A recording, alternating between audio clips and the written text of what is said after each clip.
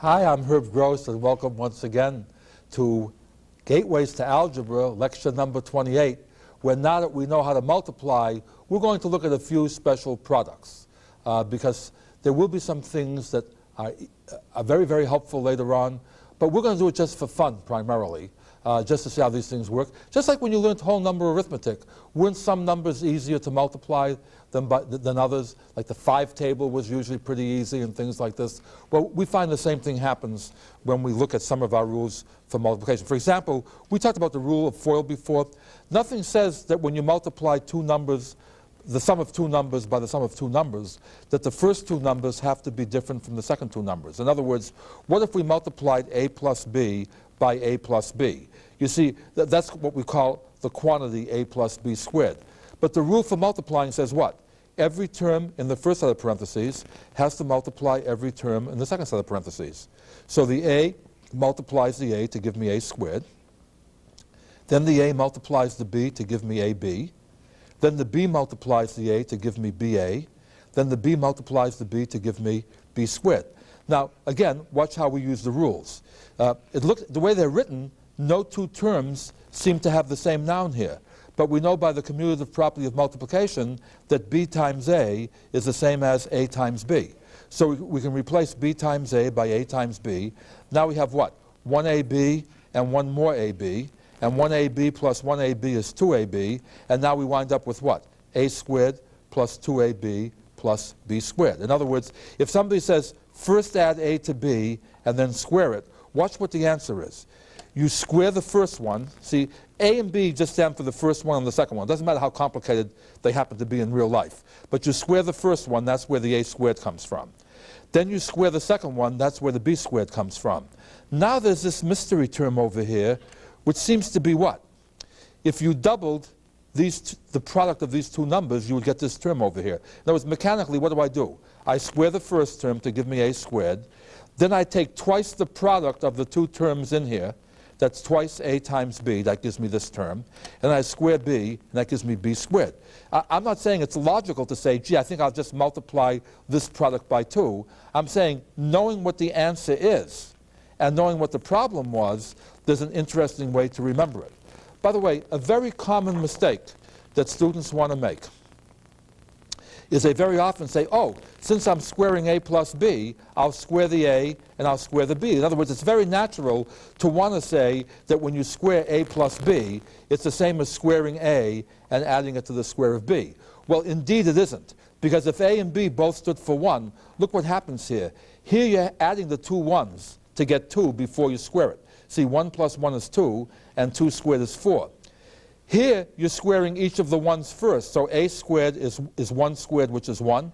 B squared is 1 squared, which is 1. So the right-hand side is 1 plus 1, which is 2. In other words, if this relationship isn't true when a and b are both 1, how can it always be true? See, to show that something isn't exactly the same, just show one example where you get a different result. Of course, you may be confused as to why this happens. Again, notice what the commands are over here. This says what? Start with a, add b, and then square the result. This one says start with a and square it, then square b and add that here. That's a completely different thing, and let me show you how simple that looks from a geometric point of view. See, to square a number geometrically means to visualize a square with that number as its side. So if I want to square a plus b, what I think of is what? A square whose total length is a plus b. In other words, I have one piece of length a, one piece of length b. Now you see I mark this off down here. I draw in these two lines. And you see what happens over here? I get one piece of here of size a squared, right? I get two pieces of size ab. See, because these are a by b. And this piece is b by b. And see what happens is when you say that a plus b squared is a squared plus b squared, all you've done is you've added the region I've put the diagonal hatching in. And what you've done is what? You've left out these two pieces over here. So even though it looks easier to write this, if you can visualize what's happening, you see this term has to be in here. And what I meant by saying that it doesn't matter what a and b are, see what I'm saying is, suppose I say, what's x squared plus 7 if I square the whole thing? And what was the rule? the rule was whatever the first term is, you square that. Then the middle term is going to be what? The product of these two, that's 7 times x squared, doubled, that will be 14x squared. Then you square the n term, the 7, that will be 49. So you wind up with what? X to the 4th plus 14x squared plus 49. Now keep in mind, if you didn't know that, you can still multiply this out. See, x squared times x squared is x to the 4th. X squared times 7 is 7x squared. 7 times x squared is 7x squared. And 7 times 7 is 49. So therefore, what can you do over here? Here's x to the 4th. Here's 7x squared and 7 more x squared is 14x squared. And here's your 49. So you get the same answer whether you do it this way or whether you do it this way. But the thing that comes up over and over again is that to square a plus b, you square a, you square b, and you add twice the product. Now, what if there was a minus sign over here? So suppose this had been x squared minus 7 being squared. Here again is where the add the opposite rule comes into our advantage. You see, instead of subtracting 7, what could we do? We can add negative 7. And now let's do this the fast way again. How are we going to square this? You square the first term. Well, x squared squared means x squared times x squared. That's x to the 4th power. Then this product is negative 7x squared, and you're going to double that. That's going to give you negative 14x squared. Then you're going to square the negative 7. Notice that even though this is negative, negative times negative is positive, so squaring negative 7 will give you positive 49. Do you see what happened over here? When there was a plus sign over here, you got x to the 4th plus 14x squared plus 49. With the minus sign, everything stayed the same except the sign of the middle term changed sign. And the way we summarize that is we say whether you have x squared plus 7 or x squared minus 7. See how we write this? It's read x squared plus or minus 7 squared. And we then write it this way, is equal to x to the 4th plus or minus 14x squared plus 49. And the way we agree to read this is if you're reading the top sign here, you also read the top sign here. If you're reading the bottom sign over here, you also read the bottom sign over here. Okay? Now, so let me just summarize that again for you. It didn't matter what they were. Suppose I want to square a minus b. All I want to show you is I'm going to get the same thing as if I squared a plus b, except the middle term is going to be negative now instead of positive. See, because what am I going to do over here? I'm still going to do what? Square the first term, which is a squared. Now I'm going to take twice the product of these two terms. That's 2 times a times negative b. Then I'm going to square the third term. Negative b times negative b is positive b squared. And what I wind up with is what? A squared minus 2ab plus b squared. And surprisingly enough, or not surprisingly enough, many students believe what? The answer should have been a squared minus b squared. Well, the amazing thing is that it's not a squared minus b squared, as it turns out. In fact, I think I wrote this a little bit small. Let me see if I can write this bigger for you. What I'm going to show you that's kind of interesting is there is a product that will give you a squared minus b squared. And I'm not saying you're supposed to have guessed this. Let me just show you this. Suppose I have a plus b, and I multiply that by a minus b. In other words, let's suppose I multiply the sum of two numbers by their difference. Let's watch what happens. And I think you may be able to see the so-called method to my madness. You see, one of these terms is going to be b times a. Another term is going to be what? Negative b times a, so it's going to drop out. Watch what happens over here. First of all, a minus b is the same as a plus negative b, the opposite of b. So we rewrite it this way. Now what happens? The a multiplies the a to give me a squared. The a multiplies the negative b. See, a times b is ab. Positive times negative is negative. That gives me negative ab. Then the b multiplies a to give me ba or ab. Then the b multiplies the negative b. Now this is tricky again. See, b times b is b squared, but whenever there's no sign, it's assumed to be positive. Positive times negative is negative. So what's happened here? I have an a squared term. The negative ab and the positive ab cancel out, and I have left what? A squared plus negative b squared, and that's the same as what? A squared minus b squared. In other words, if you do want the product to be a squared minus b squared, amazingly enough, it's not a minus b squared, it's what? It's a plus b times a minus b. And by the way, if any of you have ever seen these home programs where people come on and they're trying to sell a math program to you, and they say, we're going to teach you real quick arithmetic? First of all, I don't think it's important how fast you can do the arithmetic. The really important thing is, do you know when to use that arithmetic? See, for example, I don't care about a fast way of multiplying 53 times 47. What I care about is, will you recognize when you want to multiply 53 by 47? A real quick way to multiply 53 by 47 is to use a calculator. Remember that movie? What was that movie? Was that Indiana Jones, where somebody comes over with this karate-type knife style? He just pulls out a gun and shoots him? You know, all this fancy stuff doesn't work against the gun. If you really want to be fast with computation, use a calculator. The thing to use the human mind for is to figure out when you want to do those computations. But just for fun, let me show you where some of those fast methods come from. See, what I'll say is, let's apply what we just did. What did we say before? That a plus b times a minus b is a squared minus b squared. Let's pretend that a was 50 and b is 1. So a plus b would be 50 plus 1, which is 51. A minus b would be 50 minus 1, which is 49. Okay? So 51 times 49 can be viewed as what? 50 plus 1 times 50 minus 1. But what's the answer to that problem? It's going to be a squared. Well, a is 50. It's going to be 50 squared minus b squared. Well, 50 squared you can almost do in your head, can't you? 5 times 5 is 25. This is 10. 10 times 10 is 100. That's 2,500 minus 1. The answer is going to be what? 2,499. Now, if you do the problem the long way, you also get 2,499. But the real neat thing over here is, if all I want is this answer fast, I can do that on the calculator. I just think it's really neat to be able to say, oh, this is the sum and difference of the same two numbers, so it's the first one squared, which is 2,500, minus the second one squared, which is 1. 2,500 minus 1 is 2,499, and then you have the satisfaction of seeing the answers are the same. Same thing over here. Let me show you a fast way to do this one. See, 103 times 97. See, if you add 3 onto 100, you get 103. If you subtract 3 from 100, you get 97. So another way of writing 103 times 97 is as 100 plus 3 times 100 minus 3. Now, how does this work? It's the first term squared, that's 100 squared, which is 10,000, minus the second term squared, which is 9. 10,000 minus 9 is 9,991.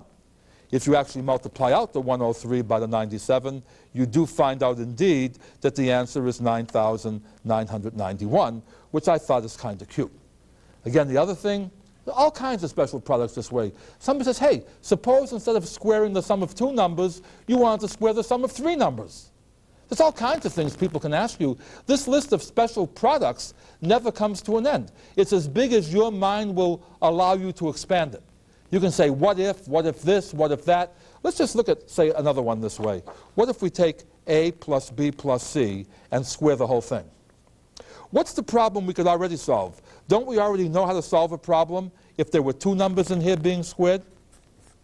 I mean, if it was a sum of 2 numbers being squared, we just say it was what? The first squared plus twice the product of these 2 plus the last one squared.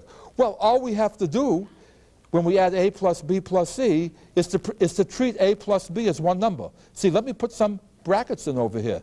Doesn't that make a plus b one number? So now it's what? The brackets plus c being squared. How do I handle that? The brackets is my first number. So I square the first number. That means I square a plus b. Now what do? I take twice the brackets times c. Twice the brackets times c.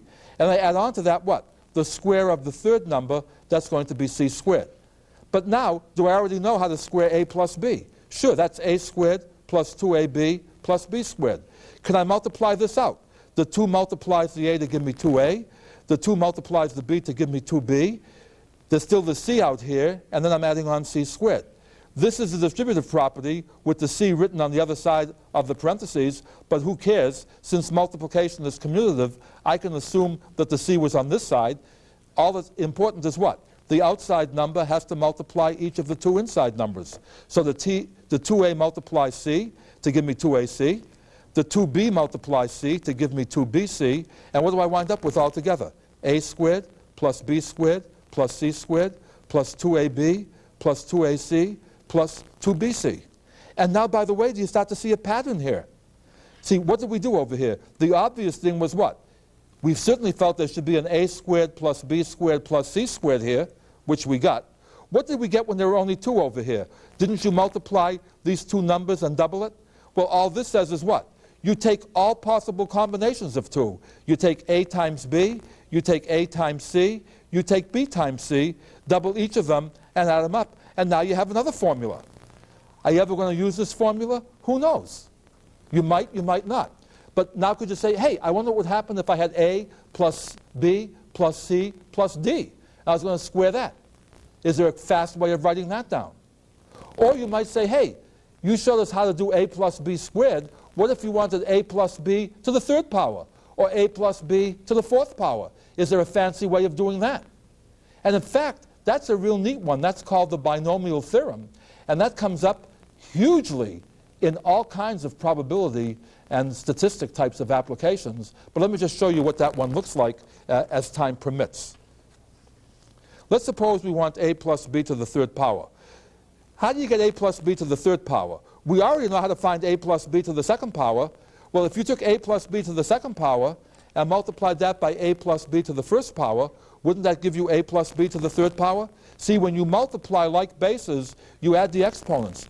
Don't be alarmed that the base here consists of 2 numbers. The sum of 2 numbers is 1 number. This is some number to the 1st power multiplied by that same number to the 2nd power. So, in other words, this becomes what? A plus b times, we already know this is what? A squared plus 2ab plus b squared. Now, there's a real neat pattern for writing down this answer real fast. What's going to happen to each of these 3 terms? They're going to be multiplied by a first. Then each of these 3 terms is going to be multiplied by b. So let's just do that. In other words, how do we multiply by a? We raise the exponent by 1 every time there's an a factor in here. So when we multiply a squared plus 2ab plus b squared by a, we get what? A to the 3rd power plus 2a squared b plus ab squared. Now we have to multiply each of these by b. That means put in 1 more b factor. So there's a squared times b plus 2ab squared plus b to the 3rd power. And now can I combine the like terms? There's 2a squared b's, and there's 1 more a squared b's. That gives me 3a squared b's. Okay? There's 1ab squared term. There's 2ab squared term. That gives me 3ab squared. And altogether, what does this give me? It gives me a to the 3rd plus 3a squared b plus 3ab squared plus b to the 3rd. And if I had thought about this before I wrote these cards out, I might have shown you geometrically that in the same way that we can show in terms of a square why a plus b squared is a squared plus 2ab plus b squared, we can start with a cube of size a plus b and divide it up, and we can show that there's 8 pieces, 1 of which is size a by a by a, 3 of which are size a by b, 3 of which are size a by b, and 1 of which is size b by b by b. And we can actually show this thing geometrically, but the beauty is we don't have to. And we can keep on going this way. What would a plus b to the 4th power be? It would be take the answer to a plus b to the 3rd power and multiply it by 1 more factor of a plus b. What's that going to do? We already know that a plus b to the 3rd power is a to the 3rd plus 3a squared b plus 3ab squared plus b to the 3rd. So I'm going to multiply each of these terms by a, then multiply each of these terms by b, and combine them. Now, how do I multiply each of these terms by a? I just raise the exponent on a by 1 in every term. Remember, when an a term is missing, it's understood there to be a to the 0, and raising it by 1 just means a gets in there. See, a to the 1 power. So this becomes what? A to the 4th power plus 3a to the 3rd b plus 3a squared b squared plus ab to the 3rd power. Now I multiply each of these by b. This becomes a to the 3rd b plus 3a squared b squared plus 3ab to the 3rd plus b to the 4th. And I add these all, I combine the like terms. Here's a to the 4th. Here's a 3a to the 3rd b. Here's a 1a to the 3rd b. That gives me 4a to the 3rd b. Then I get 6a squared b squared plus 4ab to the 3rd plus b to the 4th. I don't know if you see the pattern over here. See, each term has an a times b in it, but the a starts out with the highest exponent, the b starts out with the lowest exponent, and as you go through each term, what happens? The A's get lowered by 1 and the B's get raised by 1. Okay? And let me show you what this pattern looks like in summary. A plus B to the 0 power, well, heck, any number to the 0 power is just 1. A plus B to the first power is A plus B, so that would be written as what? 1A plus 1B. A plus B to the second power is A squared plus 2AB plus B squared, which is 1A squared plus 2AB plus 1B squared. A plus B to the third power we saw was 1A to the third plus 3A squared B plus 3AB squared plus 1B to the third. A plus B to the fourth power was 1A to the fourth plus 4A to the third B plus 6A squared B squared. You see the pattern. Forget about the coefficients. Just notice how the terms are going. The A's go down by 1. The B's come up by 1. Well, the French mathematician Pascal found a very neat way of predicting what these multipliers were going to be. It's called Pascal's Triangle. And what he did was he started with a 1, and he then flanked it with 2 more 1s. See where the triangle is coming from? Now, what you do is every time there are 2 numbers, you write in the middle between those 2 numbers on the next line the sum of those 2 numbers. See, 1 plus 1 is 2. So you put the 2 here and flank it with 1s again. Now, what does 1 and 2 add up to? 3, so you put the 3 here. 2 plus 1 is 3. You put the 3 here. Then you flank with 1s again. 1 plus 3 is 4. 3 plus 3 is 6. 3 plus 1 is 4. And do you see what's happening over here? There's your 1, 4, 6, 4, 1. If it was A plus B to the 5th power, do you see what's happening here? 1 plus 4 is 5. 4 plus 6 is 10. 6 plus 4 is 10. 4 plus 1 is 5. We flank it with 1s. Finally, this is what? 1 plus 5 is 6, right? 5 plus 10 is 15. 10 plus 10 is 20. 20 plus 5 is 15. 5 times 1 is 6. And so we put these numbers, 5 plus 1 is 6. And then we flank these with 1s again. And how do you read this? See, in other words, let's write these down the side over here. This is what? 1, 6, 15, 20, 15, 6, and 1. And A plus B to the 6th power. See, what are these modifying? Start with A to the 6th and work down to A to the 0. Here you start with what? B to the 0 and work up with B to the 6th. And what Pascal's triangle tells you is that A plus B to the 6th power is 1A to the 6th plus 6A to the 5th B plus 15A to the 4th B squared plus 20A third B third plus 15A squared B to the 4th plus 6AB to the 5th plus 1B to the 6th. And you see where this is coming from?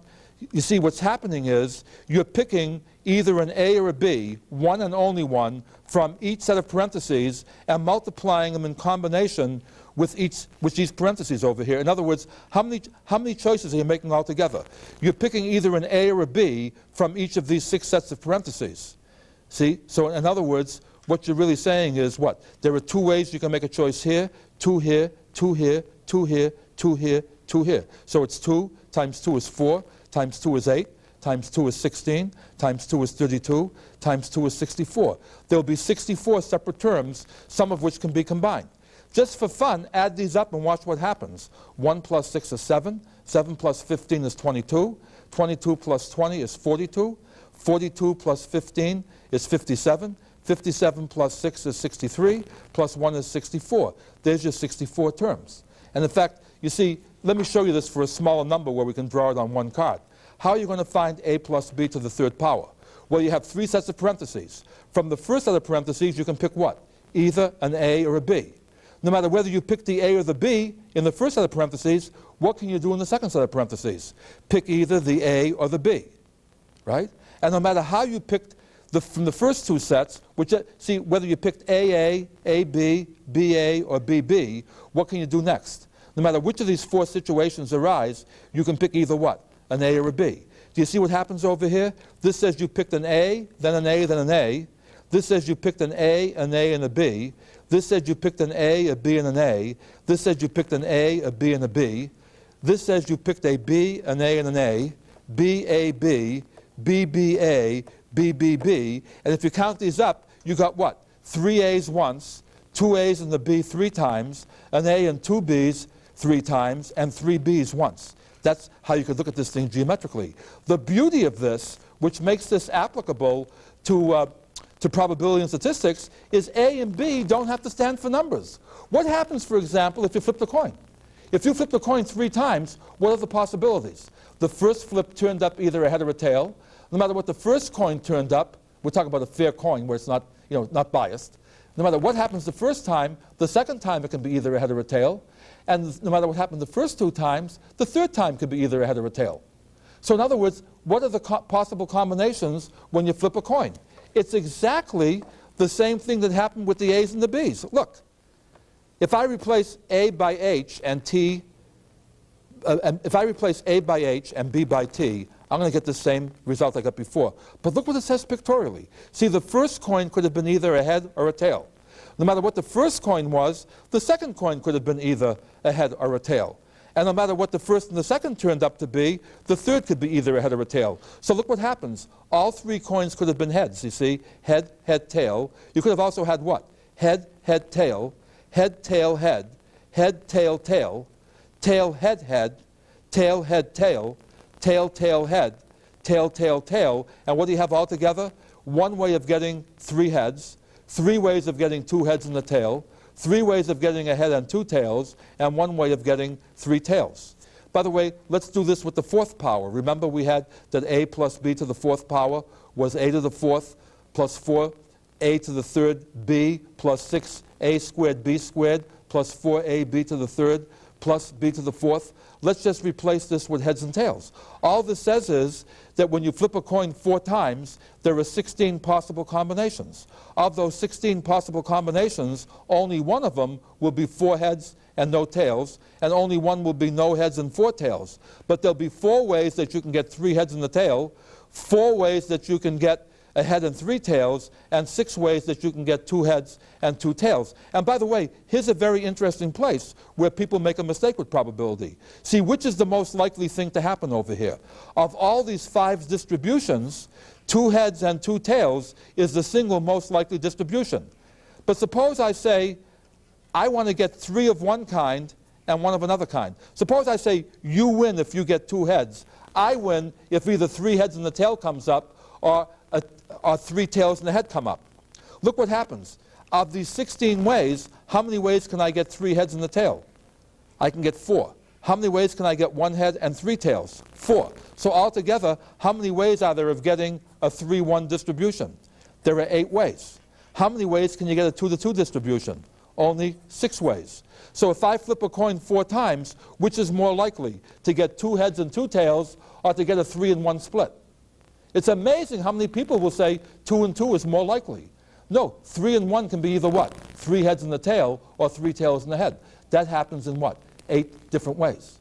Now again, it's time to call this a day or a night or whatever.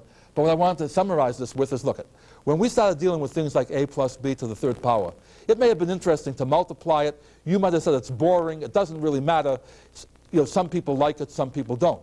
But is it boring to talk about questions like what will happen if a coin is flipped 15 times? What will happen if you pick from a football pool where there are 15 teams that you have to pick from, and each time it's either a win or a loss with a point spread? In other words, you understand that a plus b to the 5th power may look algebraic, but there are all kinds of practical applications where understanding that principle is going to help you understand problems that are a lot more important than just saying, what happens if I raise a plus b to the 3rd power? At any rate, I hope you find some enjoyment from this lecture. I hope you see the application to flipping coins and the like. But at any rate, next time we're going to look at the reverse of special products. That's called factoring. But we'll talk more about that next time. But until then, have fun, right? Work hard, stay young. See you soon.